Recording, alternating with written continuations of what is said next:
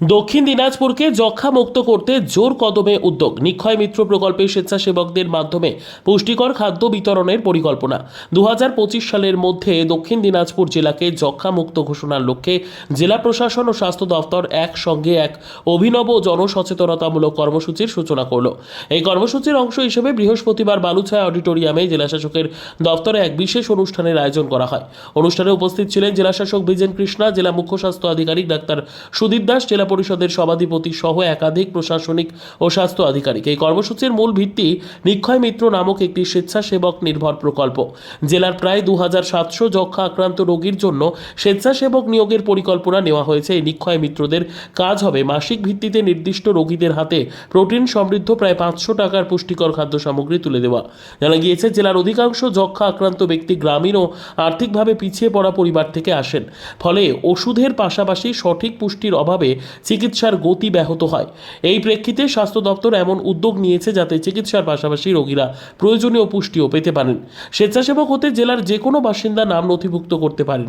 একজন নিক্ষয় মিত্র এক বা একাধিক রোগীর দায়িত্ব নিতে পারেন। এই দায়িত্ব সম্পূর্ণ স্বেচ্ছাসেবার ভিত্তিতে হলেও এর সামাজিক গুরুত্ব অপরিসীম বলে মনে করছেন জেলা প্রশাসনের আধিকারিকরা। জেলাশাসক ব্রিজেন কৃষ্ণা বলেন, তো এই নিক্ষয় মিত্র স্কিম যেটা আছে, এটার মাধ্যমে যারা টিবি পেশেন্ট আছে ওনাদের অপুষ্টির যে সমস্যা আছে ওই সমস্যা অনেক সমাধান করতে পারবে। এটা বিশেষজ্ঞরা যেটা বলছেন, ডক্টর বাবুরা যেটা বলছেন, আমাদের স্বাস্থ্য বিভাগ যেটা বলছেন, অপুষ্টির কারণে টিবি হয়েছে বা টিবির কারণে অপুষ্টি হয়েছে, এটা একটা মানে সমস্যা রয়েছে।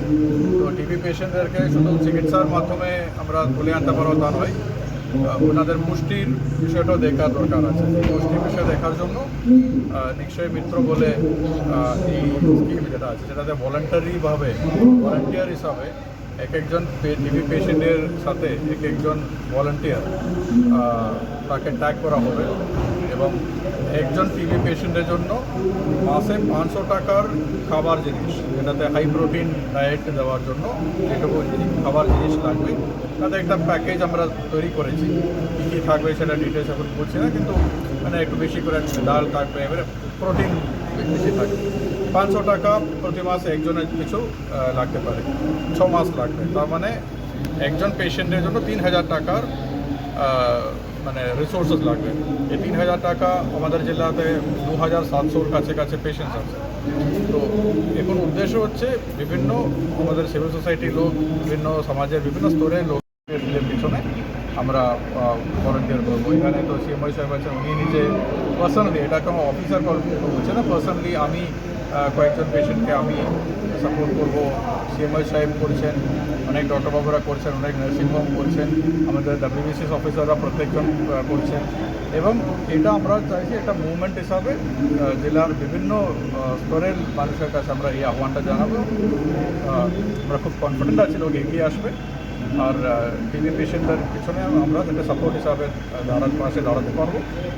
এই পুরো প্রক্রিয়াতে আমাদের জেলাকে পশ্চিমবঙ্গের প্রথম টিবি মুক্ত জেলা হিসাবে ঘোষিত করার জন্য যা যা লাগবে সেটা কাজের মধ্যে আমরা এগিয়ে যাচ্ছি। ব্যুরো রিপোর্ট, উত্তর বাংলা সংবাদ।